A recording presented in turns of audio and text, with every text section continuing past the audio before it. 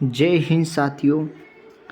राजस्थान उच्च माध्यमिक परीक्षा 2023 का यहाँ पर इतिहास का पेपर, हिस्ट्री का पेपर आज आयोजित हो चुका है। देखो, उच्च माध्यमिक परीक्षा 2023 सीनियर सेकेंडरी एग्जामिनेशन 2023 इतिहास हिस्ट्री, यहाँ पर 11 पेज दिए गए थे, प्लस में एक इंडिया आउटलाइन मैप दिया गया है।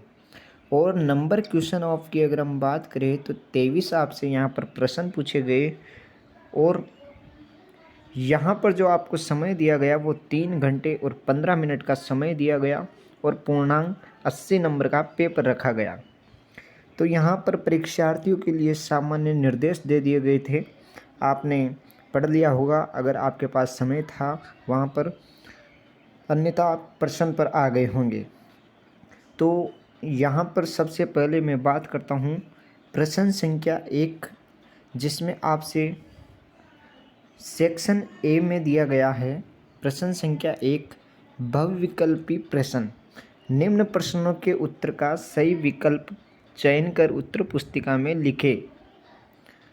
Multiply choice question, answer the following question by selecting the correct option and write them in the answer sheet. यहाँ पर पहले के अंदर बहुविकल्पी प्रश्न में पहला जो प्रश्न पूछा गया, सिंधु सभ्यता का स्थल बनावली निम्न में से किस राज्य में स्थित है। जो सिंधु सभ्यता का स्थल बनावली ये जो है वो किस राज्य में स्थित है। पहला ऑप्शन यहाँ पर हरियाणा दिया गया, दूसरा ऑप्शन राजस्थान, तीसरा ऑप्शन पंजाब और चौथा ऑप्शन गुजरात दिया है। तो ज़्यादातर विद्यार्थी जो करके आए हैं वो इसका ब राजस्थान से सही करके आए हैं, लेकिन इसका जो सही आंसर होगा वो ऑप्शन ए हरियाणा इसका सही आंसर हो जाएगा। प्रश्न संख्या 2 की अगर हम बात करते हैं तो प्रश्न संख्या 2 में आपसे पूछा था किस राज्य को प्राचीन काल में मगध कहा जाता था। तो राजस्थान को, बिहार को, महाराष्ट्र को, गुजरात को। तो मगध प्राचीन काल में किस राज्य को कहा जाता था। तो ब ऑप्शन इसका सही आंसर हो जाएगा, बिहार को मगध कहा जाता था प्राचीन काल में। प्रश्न संख्या 3 की अगर हम बात करें तो प्रश्न संख्या 3 आपसे यहाँ पर पूछा है हस्तिनापुर का उत्खनन कार्य किस पुरातत्ववेत्ता द्वारा किया गया। यानी कि हस्तिनापुर का जो उत्खनन कार्य है वो किसके द्वारा किया गया। M.K. सुंडा, R.K. रेवाड़, B.B. लाल, G.K. शर्मा। इसका जो सही आंसर है वो आपके यहाँ पर ऑप्शन से B.B. लाल सही हो जाएगा। हस्तिनापुर का उत्खनन कार्य B.B. लाल ने किया है। अगले प्रश्न की हम बात करें तो यहाँ पर अगला प्रश्न आपसे पूछा गया था कुतुबुद्दीन बख्तियार काकी की दरगाह कहाँ स्थित है। तो कुतुबुद्दीन बख्तियार काकी की जो दरगाह है वो अजमेर, पटना, पानीपत, दिल्ली। तो कहाँ स्थित है। तो इसका जो सही आंसर है वो यहाँ पर दिल्ली हो जाएगा, ऑप्शन द इसका सही आंसर हो जाएगा। अगले प्रश्न की हम बात करें, अगला प्रश्न यहाँ पर आपसे पूछा गया था हम्पी को राष्ट्रीय स्थल के रूप में मान्यता कब मिली। जो हम्पी था उस हम्पी को राष्ट्रीय स्थल के रूप में मान्यता कब दी गई। ऑप्शन ए है यहाँ पर 1976, 1977, 1978 और 1979। तो इसका जो सही आंसर होगा वो आपके यहाँ पर ऑप्शन ए 1976 इसका सही आंसर हो जाएगा। अगला जो आपसे यहाँ पर प्रश्न संख्या 6 पूछा गया, जिसमें आपसे यह पूछा गया था विजयनगर साम्राज्य में सेना प्रमुखों को क्या कहा जाता था। राय, नायक, ख्वाजा, सुल्तान। तो विजयनगर साम्राज्य सेना प्रमुख को क्या कहा जाता था। तो ऑप्शन ब इसका सही आंसर हो जाएगा, नायक कहा जाता था। अगले प्रश्न की हम बात करें तो अगला प्रश्न आपको यहाँ पर दिया गया था जो आपके बोर्ड एग्जाम में पूछा गया, आइन ए अकबरी पुस्तक का लेखक कौन था। आइन ए अकबरी पुस्तक का लेखक कौन था। ऑप्शन ए है अबुल फजल, ऑप्शन ब है इब्न बतूता, ऑप्शन स है अल बिरूनी, ऑप्शन द है बर्नियर। तो इसका जो सही आंसर होगा वो ऑप्शन ए अबुल फजल हो जाएगा। अगले प्रश्न की हम बात करें तो यहाँ पर अगला प्रश्न आपसे पूछा गया, मुगल वंश का अंतिम शासक कौन था? ऑप्शन ए अकबर, ऑप्शन श जहांगीर, ऑप्शन ब बहादुर शाह जफर, ऑप्शन द शाहजहाँ। तो मुगल वंश का जो अंतिम शासक था वो ऑप्शन ब इसका सही आंसर हो जाएगा, बहादुर शाह जफर। अगले प्रश्न की हम बात करें, अंग्रेजों द्वारा अवध का अधिग्रहण किस वर्ष किया गया? तो अंग्रेजों द्वारा जो अवध का अधिग्रहण है वो यहाँ पर 1856 इसका सही आंसर हो जाएगा, स ऑप्शन। अगले प्रश्न की हम बात करें तो अगला प्रश्न आपसे यहाँ पर पूछा गया था, प्रांतीय संसदों के गठन के लिए पहली बार चुनाव कब हुए थे? तो प्रांतीय संसदों के गठन के लिए जो पहली बार चुनाव हुए थे वो आपके यहाँ पर 1937 में हुए थे, 2 ऑप्शन इसका सही आंसर हो जाएगा। अगले प्रश्न की हम बात करें, प्रारूप समिति के अध्यक्ष कौन थे? तो इसका सही आंसर BR अम्बेडकर हो जाएगा। अगला प्रश्न, रॉयल इंडियन नेवी के सिपाहियों का विद्रोह कब हुआ? तो ए ऑप्शन 1942, ब ऑप्शन 1946। तो इसका सही आंसर ब ऑप्शन हो जाएगा, 1946 में रॉयल इंडियन नेवी के सिपाहियों का यहाँ पर विद्रोह हुआ था। अगला प्रश्न, रिक्त स्थानों की पूर्ति आपको करनी थी जिसमें चाणक्य मौर्य शासक खालिस्तान के मंत्री थे, तो किसके मंत्री थे? तो इसका जो सही आंसर होगा वो चंद्रगुप्त मौर्य इसका सही आंसर हो जाएगा। अगले प्रश्न की हम बात करें, अगला प्रश्न आपसे पूछा गया, शक शासक रुद्रदामन द्वारा खालिस्तान सरोवर का जीर्णोद्धार करवाया गया। तो यहाँ पर सुदर्शन झील आ जाएगी, तो यहाँ पर सुदर्शन झील यहाँ पर आ जाएगी, सरोवर का जीर्णोद्धार करवाया गया। अगला प्रश्न, इब्न बतूता की यात्रा वृतांत का नाम खालिस्तान है, तो यहाँ पर जो वृतांत का नाम है वो क्या है? तो इस वृतांत का जो नाम है वो यहाँ पर रिहल्ला आ जाएगा, रिहल्ला हो जाएगा इसका सही आंसर।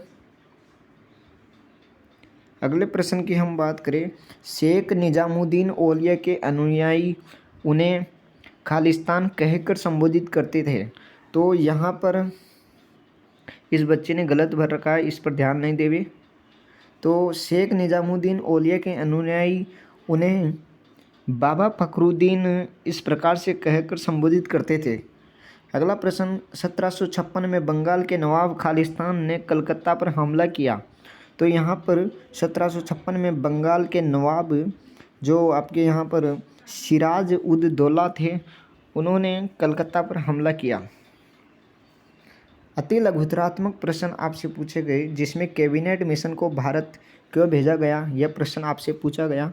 तो इसका जो सही आंसर होगा वो कैबिनेट मिशन को भारत इसलिए भेजा गया, ब्रिटिश सरकार से भारतीय नेतृत्व को शक्तियों के हस्तांतरण करने की चर्चा को लेकर यहाँ पर भारत में भेजा गया।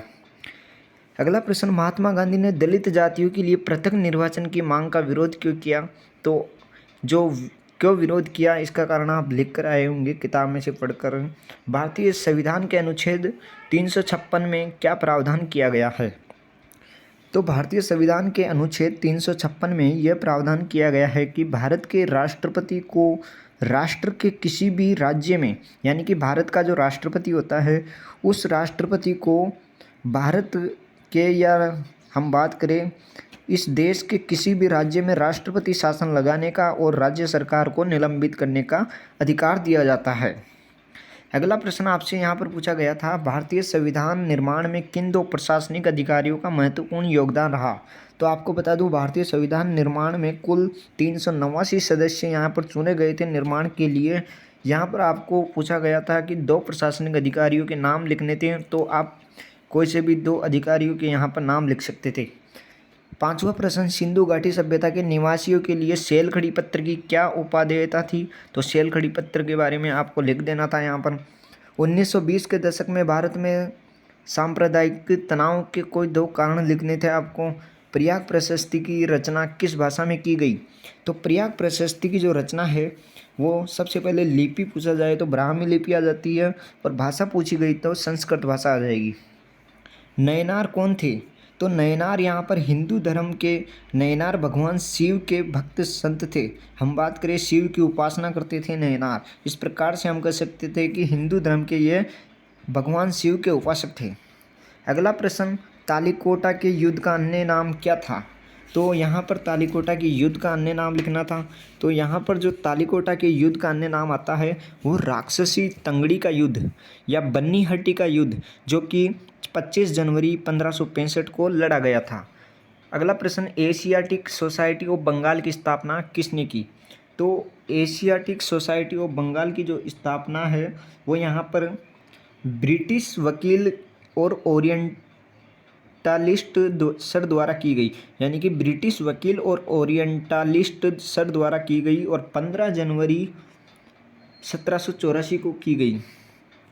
गेटवे ऑफ इंडिया किस स्थापत्य शैली का उदाहरण है? तो यहाँ पर जो शैली आ जाती है वो इंडो सारासेनिक शैली आ जाती है।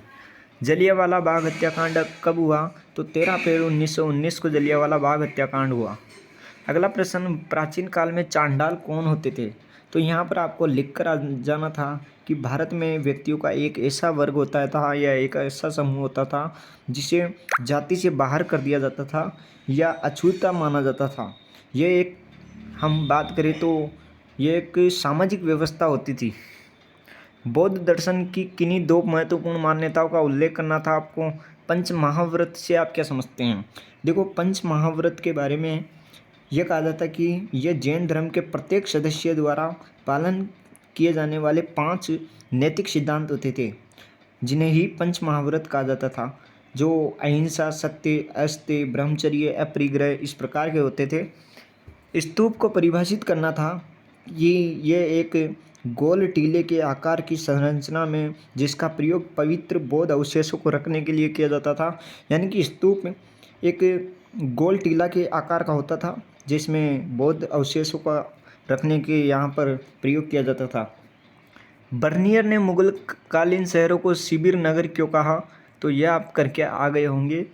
इस प्रकार से प्रश्न संख्या 9 और प्रश्न संख्या 10 कृष्णदेव राय की किन्हीं 2 विजयों का वर्णन करना था।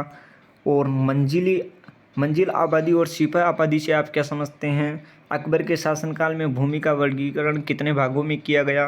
किन्हीं 2 का आपको वर्णन करने के आना था। अबुल फजल की हत्या कब और किसने की?